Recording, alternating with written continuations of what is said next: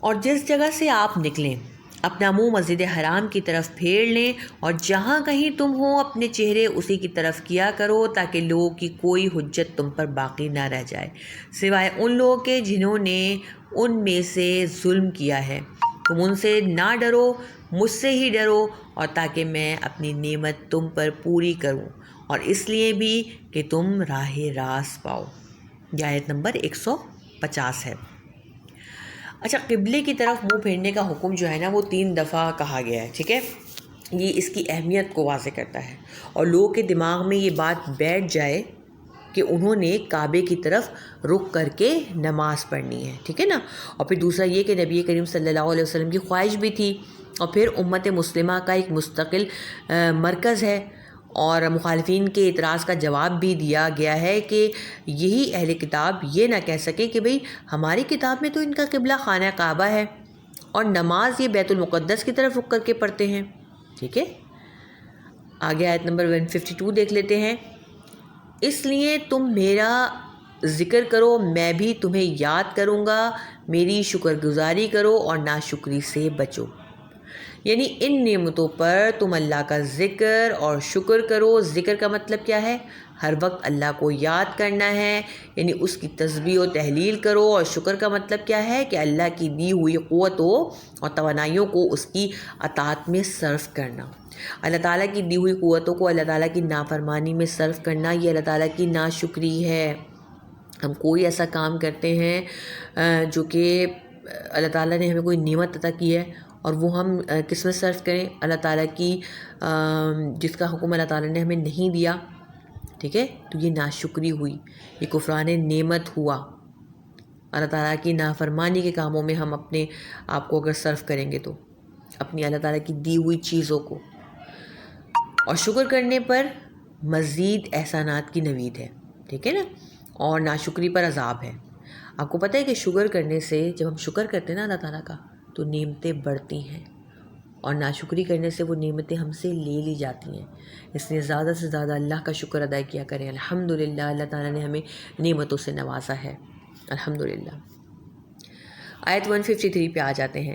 اے ایمان والو، صبر اور نماز کے ذریعے مدد چاہو، اللہ تعالیٰ صبر والوں کا ساتھ دیتا ہے۔ احسان کی 2 حالتیں ہوتی ہیں، ٹھیک ہے؟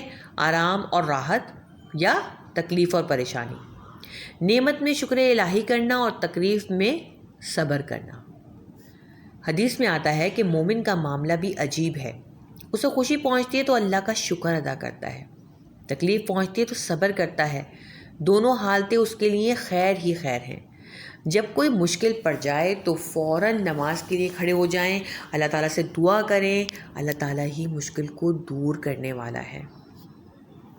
آگے آیت نمبر 154 پہ آ جاتے ہیں۔ اور اللہ تعالیٰ کی راہ کے شہیدوں کو مردہ مت کہو، وہ زندہ ہیں لیکن تم نہیں سمجھتے۔ یہاں اللہ تعالیٰ ہمیں کیا سمجھا رہے ہیں کہ شہداء کو مردہ نہیں کہنا ہے، ان کے اعزاز کے لیے یہ کہا گیا ہے کہ کیونکہ نا ان کی زندگی جو ہے نا برزخی ہے، ٹھیک ہے؟ یہ بات ان کے اعزاز کے لیے کہی ہے یہ، اور ان کی زندگی کو ہم لوگ سمجھنے سے قاصر ہیں۔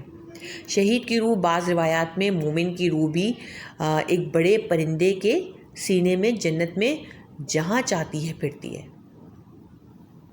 آیت 155 دیکھ لیتے ہیں۔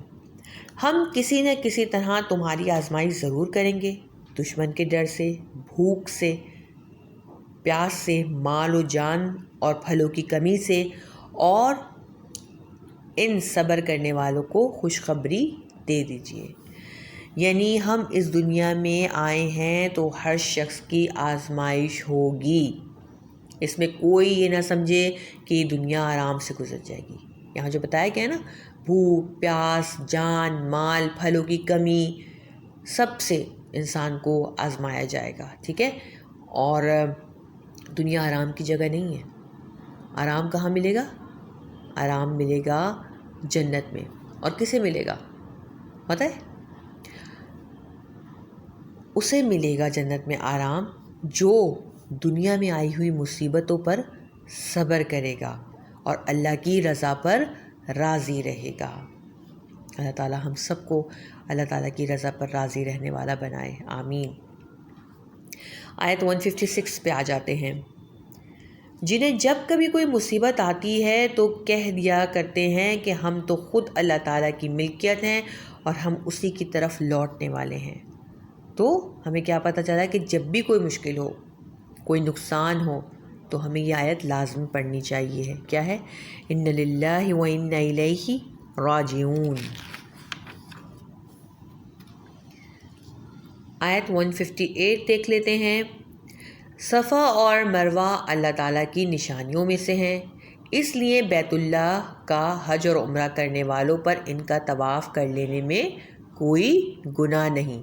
اپنی خوشی سے بھلائی کرنے والوں کا اللہ قدردان ہے اور انہیں خوب جاننے والا ہے.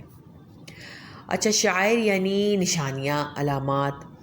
تو یہاں جو ہے نا حج کے مناسک، مثلاً صحیح، قربانی اور یہ موقوف، یہ مراد ہے جو اللہ تعالیٰ نے مقرر کیے ہیں. صفا اور مروہ کے درمیان صحیح کرنا حج کا ایک رکن ہے، لیکن قرآن کے الفاظ سے بعض صحابہ کو شبہ ہوا کہ شاید یہ ضروری نہیں.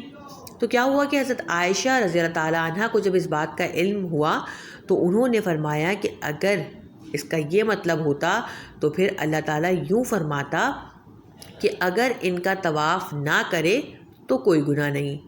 پھر اس کی شان نزول بیان فرمائی کہ انصار قبول اسلام سے قبل منات طاغیہ بت کے نام کا تلبیہ پڑھتے تھے، ٹھیک ہے، پکارتے تھے، جس کی وہ مسلسل پہاڑی پر عبادت کرتے تھے. پھر مکہ پہنچ کر ایسے لوگ صفا مروہ کے درمیان صحیح کو گناہ سمجھتے تھے. مسلمان ہونے کے بعد انہوں نے رسول اللہ صلی اللہ علیہ وسلم سے پوچھا تو یہ آیت نازل ہوئی جس میں کہا گیا کہ گناہ نہیں. اچھا، بعض لوگ کہتے ہیں کہ جاہلیت میں نا مشرکوں نے صفا پر ایک بت رکھا ہوا تھا اور مروہ پر ایک بت رکھا ہوا تھا. اب کیا ہوتا تھا کہ یہ سب جب صحیح کرتے تھے تو صحیح کے دوران ان کو بوسہ دیتے، چھوتے. جب لوگ مسلمان ہوئے تو ان کے ذہن میں آیا کہ صفا مروہ کے درمیان صحیح تو شاید گناہ ہو، کیونکہ اسلام سے قبل تو بتوں کے درمیان کی وجہ سے صحیح کرتے تھے. تو اللہ تعالیٰ نے اس آیت میں ان کے وہم کو دور فرما دیا. اب یہ صحیح ضروری ہے، اور اس کا آغاز کہاں سے ہوتا ہے؟ صفا سے ہوتا ہے، اور خاتمہ کہاں ہوتا ہے؟ مروہ پہ ہوتا ہے. ٹھیک ہے، آج ہمارے سبق یہیں تک تھا، اور ہم اپنے سبق کا اختتام کرتے ہیں.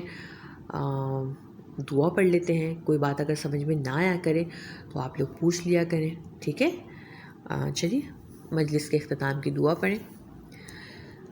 سبحانک اللہم و بحمدک اشہد ان لا الہ